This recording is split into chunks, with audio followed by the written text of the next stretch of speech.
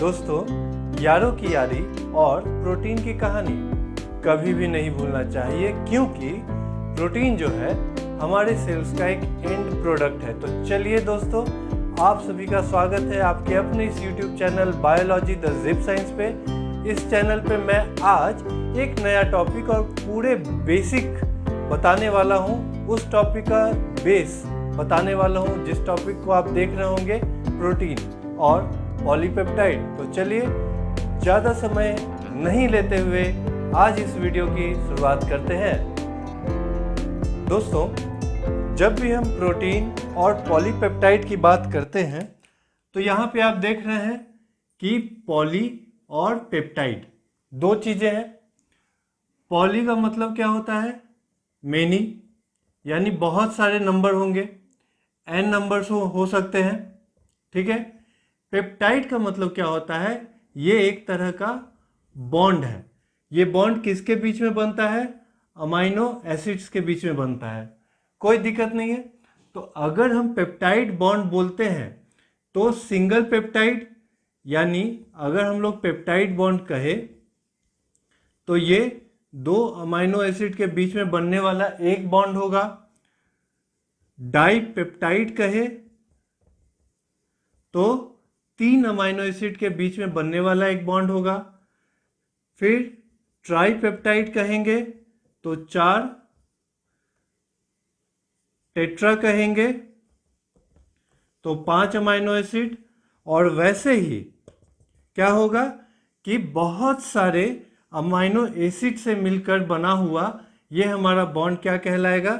Polypeptide, ठीक है। जिसमें क्या होंगे n+1। अगर पॉलीपेप्टाइड का नंबर n है, ठीक है, तो उससे +1 जो अमाइनो एसिड होगा ये पॉलीपेप्टाइड बनाएगा। चूंकि आप देख रहे हैं कि सिंगल पेप्टाइड है तो 2 है, यानी ये 1 है तो ये 2, 2 है तो 3, 3 है 4, 4 है 5। वैसे ही पॉलीपेप्टाइड है, देन पॉलीपेप्टाइड +1 अमाइनो एसिड। यहाँ तक कोई प्रॉब्लम नहीं हो सकता है। अब अगर बात करें कि अमाइनो एसिड होता क्या है, ठीक है, तो अमाइनो एसिड को हम लोग लिखते कैसे हैं, पहली बात।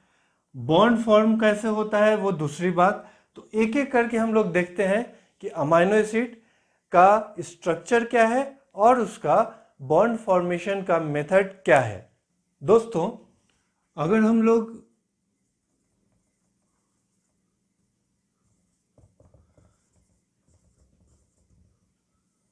General structure of amino acid की बात करें तो ये अमाइनो एसिड दिखेगा कैसे?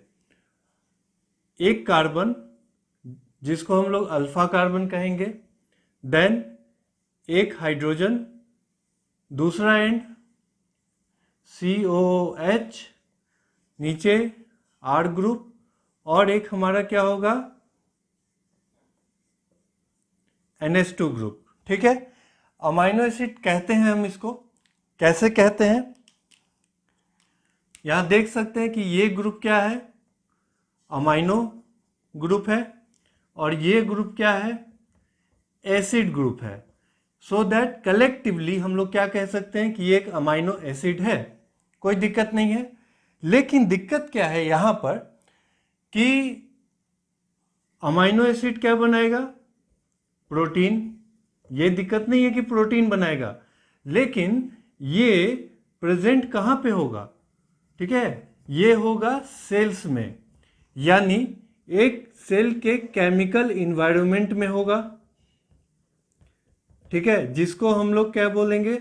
जो साइटोप्लाज्म होता है, न्यूक्लियस में है तो न्यूक्लियस में तो ये प्रेजेंट रहेगा नहीं, तो साइटोप्लाज्म में क्या होता है कि अमाइनो एसिड प्रेजेंट होगा। यानी वहां पर जो होगा बहुत सारे ऐसे चार्ज्ड मॉलिक्यूल होंगे, यानी हमको इसको पीएच के कंसीडर में बात करना पड़ेगा, ठीक है। पीएच के कंसीडर में बात करेंगे, यानी pH = 7। इसके कंसीडर में अगर हम लोग बात करते हैं तो अब ये स्ट्रक्चर कुछ इस तरह से दिखेगा। कार्बन, हाइड्रोजन, साइड चेन, ये अल्फा कार्बन है, एक बॉन्ड दूसरा बॉन्ड। अब थोड़ा सा चेंज क्या होगा कि जो अमाइनो ग्रुप है हमारा वो क्या हो जाएगा, NH3+, ठीक है। कार्बोक्सिल ग्रुप हमारा क्या होगा,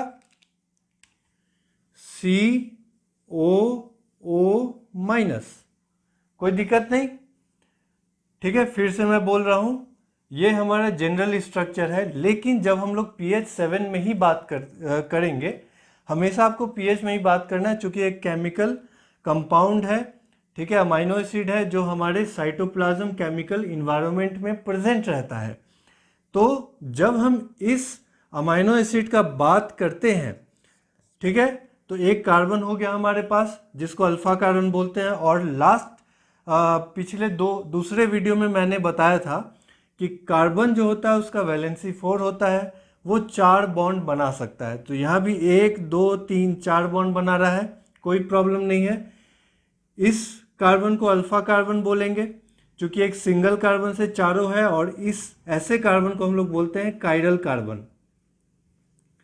कायरल कार्बन, जिससे क्या होगा कि 4 ग्रुप्स क्या होंगे, अटैच होंगे, लेकिन 4 डिफरेंट ग्रुप्स अटैच होंगे, ठीक है, ये ध्यान रखें। 4 डिफरेंट ग्रुप्स अटैच होंगे। अगर 4 डिफरेंट ग्रुप अटैच नहीं है, यानी कोई भी 2 ग्रुप कॉमन हो गया, तब इस कार्बन का नाम क्या होगा वो भी अभी मैं आगे बताऊंगा। तो यहाँ पे अगर हम लोग देख रहे हैं कि कार्बन एक हाइड्रोजन के साथ है, एक साइड चेन के साथ है, एक एसिडिक ग्रुप के साथ है, और ये है NH3+ अमाइनो ग्रुप के साथ है। बात क्या है कि यहाँ NH2 था, यहाँ NH3 हो गया, ये कैसे चेंज हुआ, COOH हो गया और CO- हो गया, ये कैसे चेंज हो गया। तो आपको पता होना चाहिए कि ये एक बेसिक ग्रुप है। बेसिक ग्रुप क्या करता है कि हाइड्रोजन आयन को क्या करता है, लेता है। ये कैसे लिया, तो यहाँ पे आप देखिए, लास्ट टाइम हमने बताया था कि N के पास क्या होता है, 3 बॉन्ड वो बना सकता है, ठीक है। इस केस में क्या है कि अगर हम इसको हटा दें तो यहाँ पे एक हाइड्रोजन, 3 हाइड्रोजन, 2 हाइड्रोजन और एक कार्बन के साथ इसका बॉन्ड है, 3 बॉन्ड बना हुआ है, कोई प्रॉब्लम नहीं है। लेकिन आपको याद होगा तो मैंने बताया था कि इस पे एक लोन पेयर भी होता है, ठीक है। ये लोन पेयर क्या होता है, दूसरे जो H+ है उस पर अटैक करता है, और ये अब क्या बन गया, N 1 2 3 बॉन्ड।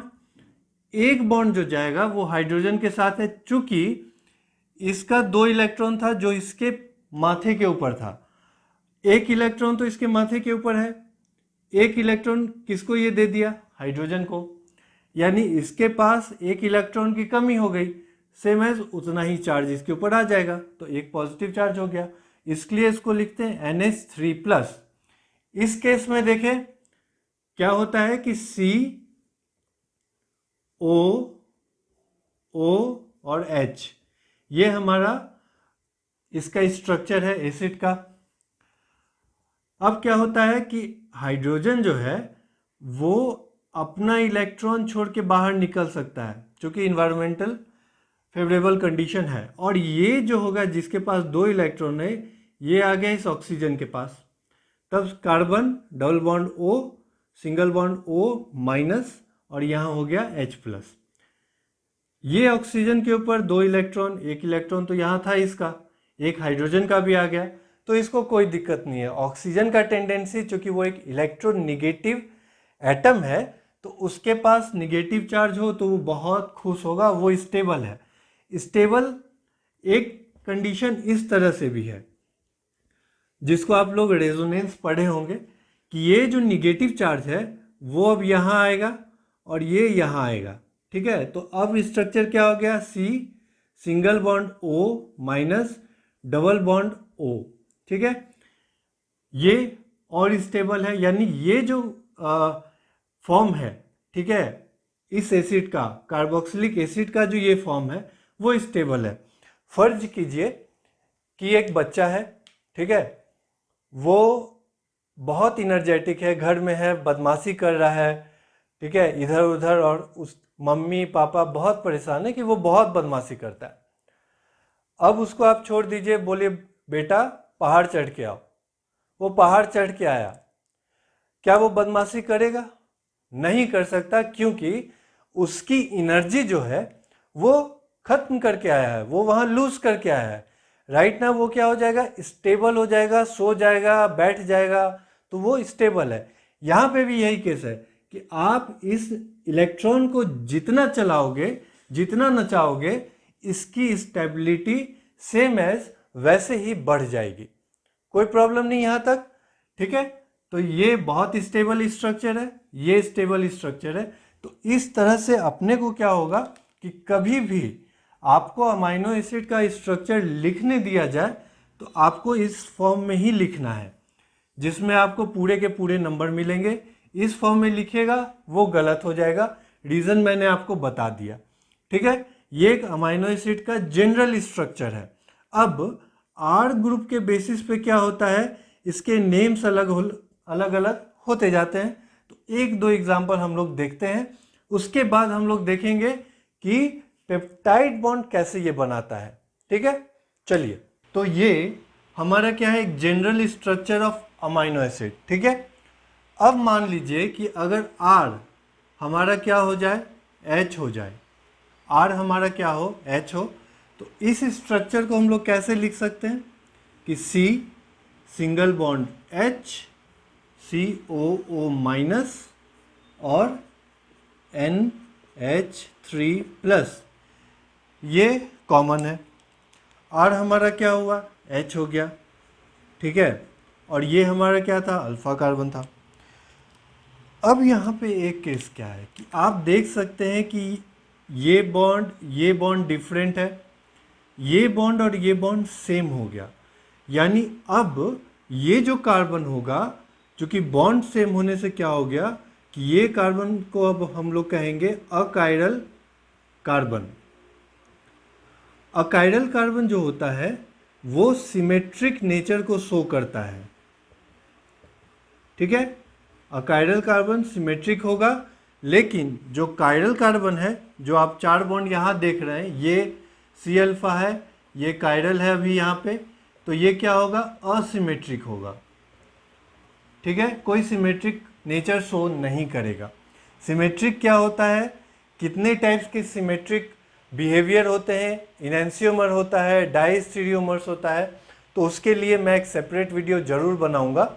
अभी के केस में आप बस इतना समझिए, अमाइनो एसिड के केस में आर ग्रुप के कारण इसका नाम बदलेगा, इसका नेचर बदल जाएगा।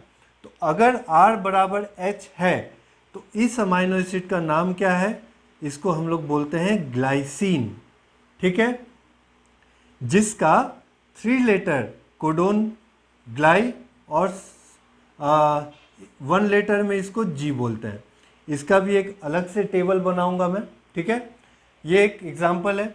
अब मान लेते हैं कि R बराबर हमारा क्या है, CH3, ठीक है। एक चीज़ और कि ये ग्लाइसिन जो है, चूँकि हाइड्रोजन है, अब हाइड्रोजन के बाद इससे ज़्यादा मॉलिक्यूलर वेट के हमारे क्या होंगे, कंपाउंड्स आते जाएंगे। चूँकि बेसिक स्ट्रक्चर हर एक अमाइनो एसिड में सेम होगा, तो ये चूँकि वेरी करेगा, और ये सिंपलेस्ट एटम है हमारा हाइड्रोजन, इसीलिए ग्लाइसिन को हम लोग कहते हैं सिंपलेस्ट अमाइनो एसिड, ठीक है। आप कह सकते हैं कि लो मॉलिक्यूलर वेट, ठीक है, कोई दिक्कत नहीं है। अब अगर हम मानते हैं कि R बराबर CH3, ठीक है, सेम एज लिखते हैं, कार्बन हाइड्रोजन माइनस NH3+। यहाँ एक चीज़ और मैं बता दूँ आपको, N+H3 मैंने लिखा है, आप यहाँ पे चाहे आप ये लिखिए या फिर NH3+ ऐसे लिखिए, दोनों कहानी सेम है, कोई प्रॉब्लम नहीं है। लेकिन अगर प्रोफिशिएंसी पे बात करें, प्रोमिनेंट रिप्रेजेंटेशन पे बात करें, तो हमारा ये रिप्रेजेंटेशन सही लगता है क्योंकि ये जो बॉन्ड है वो डायरेक्टली कार्बन और नाइट्रोजन से कनेक्ट हुआ दिखता है। बट यहाँ पे अगर आप इस चीज़ को यहाँ लिखेंगे तो लगेगा कि ये कार्बन और ये हाइड्रोजन कनेक्ट है, जो सही नहीं है। तो मेरे अकॉर्डिंग आप यही लिखना प्रीफर कीजिए। ठीक है, अब बात है कि R हमारा क्या है, CH3 है। तो चलिए लिखते हैं, कहाँ पे आएगा, जस्ट यहाँ पे CH3। अब यहाँ पे आप देख रहे हैं कि इस कार्बन का यानी अल्फा कार्बन का चारों बॉन्ड क्या है, डिफरेंट है, कोई सिमिलैरिटी नहीं है। तो सेम एज इसको हम लोग कायरल बोलेंगे और इसको हम लोग क्या बोलेंगे, असिमेट्रिक या सिमेट्रिक, असिमेट्रिक, क्योंकि डिफरेंट है। ठीक है, तो इस अमाइनो एसिड का हमारा नाम है एलानिन। ठीक है, ऐसे ही करके हमारे सेल्स में, हमारे बॉडी में कितने अमाइनो एसिड हो सकते हैं, 5, 10, 15, 20, 22। सच में 22? नो, हमारे बॉडी में कम से कम और लगभग अगर मैं बात करूं तो 300 या 400 अमाइनो एसिड होते हैं। ठीक है, किस बेसिस पे मैं बताता हूं कि अमाइनो एसिड दो तरह का होता है, एक स्टैंडर्ड अमाइनो एसिड होता है और एक नॉन स्टैंडर्ड अमाइनो एसिड होता है। स्टैंडर्ड अमाइनो एसिड जो होता है वो डायरेक्टली रिस्पॉन्सिबल होता है फॉर द प्रोटीन फॉर्मेशन, यानी ट्रांसलेशन के प्रोसेस में उनका यूज होता है। और जो नॉन स्टैंडर्ड अमाइनो एसिड होते हैं वो जस्ट लाइक हार्मोन, ट्रांसमीटर्स, ठीक है, न्यूरोट्रांसमीटर्स ऐसे यूज होते हैं, जैसे गाबा, टॉल्विन, ऑर्निथिन। उन सभी स्ट्रक्चर में एक एंड पे अमाइनो ग्रुप होगा, दूसरे एंड पे कार्बोक्सिलिक ग्रुप होगा, यानी अमाइनो ग्रुप और एसिडिक ग्रुप होगा। सो दैट उनको हम लोग अमाइनो एसिड बोलते हैं, लेकिन उनको जो कैरेक्टराइज्ड किया गया है वो एक नॉन स्टैंडर्ड अमाइनो एसिड के तौर पर किया गया है। ठीक है, यहाँ पर इस स्ट्रक्चर में कोई प्रॉब्लम नहीं है। ऐसे ही करके अगर स्टैंडर्ड अमाइनो एसिड का बात करें तो टोटल हमारे 22 आएंगे। एक एक का स्ट्रक्चर, नाम, 3 letter codon, single letter codon अगली वीडियो में मैं बनाऊंगा। ठीक है, अभी इसके बाद मैं ये बताऊंगा आपको कि बॉन्ड का फॉर्मेशन कैसे होता है। यानी जो पेप्टाइड बॉन्ड आप देखें कि दो अमाइनो एसिड के बीच में पेप्टाइड बॉन्ड, ऐसे ही कहने से वो पेप्टाइड बॉन्ड दिख रहा है, नहीं दिख रहा था। तो चलिए हम लोग देखते हैं कि पेप्टाइड बॉन्ड का फॉर्मेशन होता कैसे है। दोस्तों, मैं इस एग्जाम्पल से आपको बताना चाह रहा हूँ कि पेप्टाइड बॉन्ड कैसे बनता है और उसका दूसरा नाम क्या है, और डाइपेप्टाइड कैसे बनता है। सेम एज आगे और अमाइनो एसिड बढ़ता चला जाएगा तो पेप्टाइड का नंबर भी बढ़ेगा, बट समझने के तौर पे इतना काफ़ी होगा।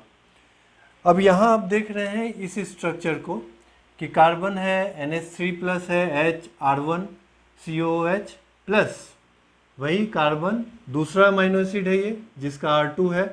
ठीक है, NH2CH R2 और O, ये हमारा होगा COO-। ठीक है, अब क्या होता है कि पेप्टाइड बॉन्ड का जो फॉर्मेशन होता है वो एक तरह का डिहाइड्रेशन रिएक्शन है। यानी अगर आप बात करें तो यहाँ आप देख सकते हैं कि OH यहाँ पे है और यहाँ हाइड्रोजन है, तो OH- और H+, ठीक है, ये बना के क्या देगा, यहाँ से क्या हो गया, एक मॉलिक्यूल ऑफ H2O निकल गया। ठीक है, H2O का रिमूवल अगर है तो उसको हम लोग बोलते हैं डिहाइड्रेशन। ठीक है, डिहाइड्रेशन। अब ये स्ट्रक्चर कैसा दिखेगा, ठीक है, चलिए देखते हैं। बहुत सिंपल है, C आप ले लीजिए HR1, यहाँ पे हो गया NH3 प्लस CO, एक बॉन्ड बना nitrogen hydrogen CH2 COO minus. ठीक है, तो यहाँ जो हमारा बॉन्ड फॉर्म हुआ कहाँ पे हुआ, ये वाले पॉइंट पे आप देखिए, CO CO NH NH, ये बॉन्ड जो हमारा है वो क्या कहलाता है, ये बॉन्ड हमारा कहलाएगा पेप्टाइड बॉन्ड। ठीक है, और लास्ट सेकेंड वीडियो में हमने ये भी बताया था कि जब कोई बॉन्ड CONH के फॉर्म में हो, CONH के फॉर्म में हो, तो इस बॉन्ड को हम लोग अमाइड बॉन्ड भी बोलते हैं। ठीक है, तो ये याद रखिएगा, ये अमूमन क्वेश्चंस में पूछे जाते हैं कि अमाइनो एसिड के बीच में बनने वाला बॉन्ड कौन सा है, वहाँ पे आपको ये ऑप्शन नहीं देगा। ठीक है, बहुत सारे ऑप्शंस में एक ये ऑप्शन भी रहेगा अमाइड बॉन्ड, तो आपको आंख बंद करके इस पे टिक करना है। ठीक है, ये हमारा हो गया कि पेप्टाइड बॉन्ड का फॉर्मेशन क्या है। इसमें एक और बात है, वो भी मैं बताऊंगा, ये एग्जाम्पल को भी हम लोग देख लेते हैं। यहाँ आप देख सकते हैं कि ये एक अमाइनो एसिड, ये दूसरा अमाइनो एसिड और ये तीसरा अमाइनो एसिड। ठीक है, यहाँ पे भी सेम हम लोग क्या करेंगे, OH माइनस H प्लस निकाला, OH माइनस H प्लस निकाला, क्या बनेगा,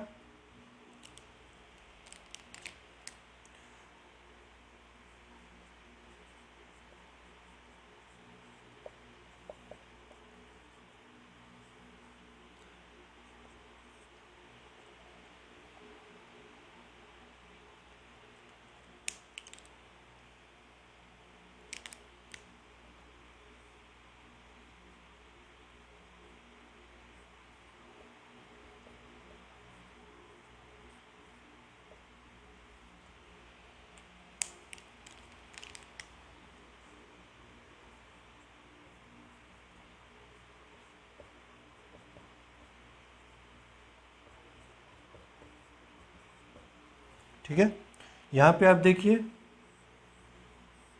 एक ये पेप्टाइड, एक ये पेप्टाइड, तो एक पेप्टाइड दो पेप्टाइड मिलके ये क्या हो जाएगा, डाईपेप्टाइड। ठीक है, मिलके ये कौन सा बॉन्ड बनाएगा, डाईपेप्टाइड बॉन्ड। और ऐसे ही सोन अगर चलते जाएंगे, ट्राई टेट्रा पेंटा हेक्सा हेप्टा बढ़ता चला जाएगा। सेम प्रिंसिपल है, कोई भारी चीज़ नहीं है, ना कोई प्रॉब्लमेटिक इशू है, बस आपको अमाइनो एसिड ऐड करना है, पेप्टाइड बॉन्ड का फॉर्मेशन होता चला जाएगा। यहाँ पे दो तीन बातें हैं जो आपको जाननी चाहिए। पहला ये कि अगर हम अमाइनो एसिड की डायरेक्शन के बारे में बात करें कि इसका डायरेक्शन क्या होगा, सबसे पहला डायरेक्शन। ठीक है, तो डायरेक्शन क्या होगा, आप देख सकते हैं कि इसकी शुरुआत फर्स्ट अमाइनो एसिड से हो रही है, और ये जो हमारा है इसको हम लोग कह सकते हैं कि एन टर्मिनल। ठीक है, एन टर्मिनल यहाँ पे है, और एंड कहाँ पे होगा, सी टर्मिनल पे होगा।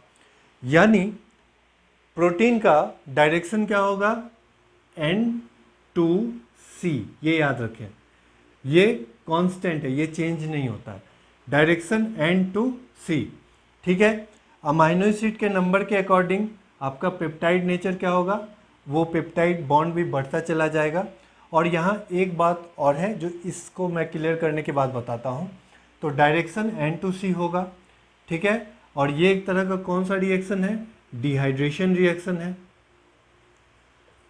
तो आपको एक चीज़ और मैं बता दूं कि जब दो अमाइनो एसिड है तो कितना मॉलिक्यूल ऑफ वाटर का रिमूवल हुआ, एक। तीन अमाइनो एसिड है, कितना निकला, एक और दो। सेम एज अगर चार अमाइनो एसिड होगा तो तीन निकलेगा, कोई प्रॉब्लम नहीं है। चलिए देखता हूँ कि इसका दूसरा नेचर क्या है। ठीक है, इसके बारे में कौन सी ऐसी ज़रूरी बात है जो आपको जाननी चाहिए। दोस्तों फर्ज कीजिए कि दो केमिकल कंपाउंड है, ठीक है। मान लीजिए ये एक मेरा केमिकल कंपाउंड 1 और ये दूसरा केमिकल कंपाउंड 2। ये दोनों केमिकल कंपाउंड एक सिंगल बॉन्ड से क्या है, जुड़े हुए हैं, ठीक है। मान लीजिए कुछ इस तरीके से, ठीक है। तो क्या रोटेशन हो सकता है यहाँ पे? तो बहुत सिंपल है, रोटेट हो गया, चाहे ये हो गया या ये हो गया, रोटेट हो गया। अब अगर ये सिंगल बॉन्ड के प्लेस पे मान लीजिए यहाँ पे क्या है, दो बॉन्ड आ जाए, ठीक है, दो बॉन्ड आ जाए और दो हमारा कंपाउंड क्या हो, इससे अटैच्ड हो, तो अब क्या रोटेशन होगा? बहुत मुश्किल रोटेशन है, क्योंकि दो बॉन्ड्स को तोड़ने के लिए जो एनर्जी चाहिए, ठीक है, वो ज़्यादा लगेगी। और दूसरा क्या होगा कि मूवमेंट भी बहुत हिंड्रेंस कर रहा है। यानी सिंगल बॉन्ड में आप मूव कर सकते हैं, डबल बॉन्ड में मूव करना मुश्किल है। वैसे ही अगर ट्रिपल बॉन्ड है तो मूव करना और मुश्किल है, ठीक है। समझ गए?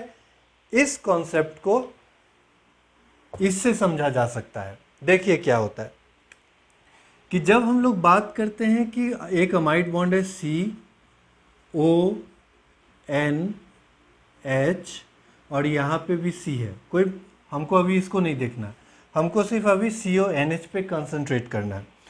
तो ये एक सिंगल बॉन्ड है जो आपको अभी दिख रहा है, लेकिन ये पार्शियल डबल बॉन्ड के नेचर में रहता है, हमेशा पार्शियल डबल बॉन्ड के नेचर में रहता है। वो कैसे? सेम एज कॉन्सेप्ट आपको पता है कि नाइट्रोजन के ऊपर क्या है, लोन पेयर है। अब ये क्या करता है, लोन पेयर रख के क्या करेगा, ये इसको दिया और ये इस पे आया, ठीक है, सिंगल बॉन्ड था, कोई प्रॉब्लम नहीं। ये सिंगल बॉन्ड ऊपर हुआ, ऑक्सीजन, देन ये निगेटिव आ गया, नाइट्रोजन, हाइड्रोजन, कार्बन। अब जो इसके पास लोन पेयर था वो क्या हो गया, वो यहाँ पे एक बॉन्ड बना दिया। तो सेम चीज़ जो पिछले स्लाइड में हमने देखा कि अगर इलेक्ट्रॉन का मूवमेंट होता है तो मूवमेंट का मतलब क्या है, एनर्जी रिलीज कर रहा है, यानी ये स्टेबिलिटी शो कर रहा है और ये हाईली स्टेबल बॉन्ड होगा, क्योंकि यहाँ पे एनर्जी रिलीज हो रहा है। एनर्जी क्या हो रहा है, यूज हो रहा है। अब सब बातें हो गई कि अमाइनो एसिड का टाइप्स क्या होता है, बॉन्ड का फॉर्मेशन, अमाइनो एसिड का कौन कौन से अमाइनो एसिड आएंगे, उनका फॉर्मेशन कैसे होता है, बॉन्ड का फॉर्मेशन कैसे होता है।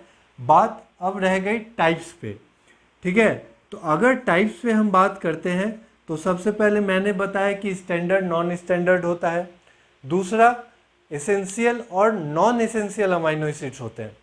एसेंशियल अमाइनो एसिड्स वैसे अमाइनो एसिड्स को कहा जाता है जो आपके बॉडी के अंदर नहीं बनते हैं, यानी उस अमाइनो एसिड को आपको डाइट के माध्यम से ही आपको लेना पड़ेगा। नॉन एसेंशियल जो होते हैं वो हमारा बॉडी खुद बनाता है। साइड ग्रुप के बेसिस पे देखें तो अमाइनो एसिड जो होगा उसको हम लोग कह सकते हैं अनचार्ज्ड पोलर कह सकते हैं, देन एसिडिक कह सकते हैं, बेसिक कह सकते हैं, ठीक है। और अगर सिर्फ नंबर के बेसिस पे अगर हम लोग देखेंगे एलिफैटिक कह सकते हैं, ठीक है। एलिफैटिक के बाद हाइड्रोक्सिल अल्कोहलिक अमाइनो एसिड कह सकते हैं जिसमें OH ग्रुप प्रेजेंट होगा। तो चलिए आज इस वीडियो में इतना ही रखते हैं, मिलते हैं फिर अगली वीडियो में। तब तक के लिए चलिए जय हिंद, जय भारत।